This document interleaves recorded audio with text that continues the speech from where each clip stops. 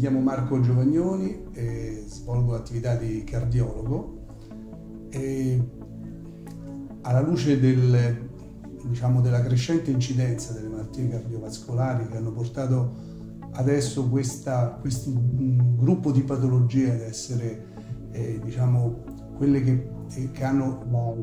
mortalità più alta in Italia, l'incidenza e la mortalità più alta in tutto il mondo,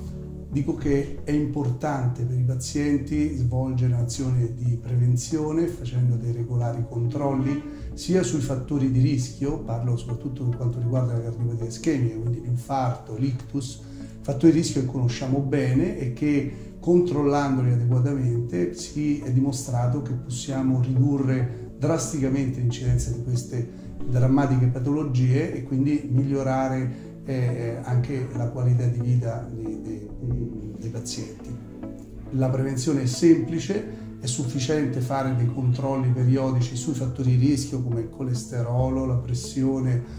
anche la glicemia, svolgere un'attività fisica regolare, evitare di eccedere con l'alimentazione e quindi andare incontro alla patologia dell'obesità e poi sottoporsi a degli esami strumentali come l'elettrocardiogramma, l'ecocardiogramma che offrono la possibilità di diagnosticare precocemente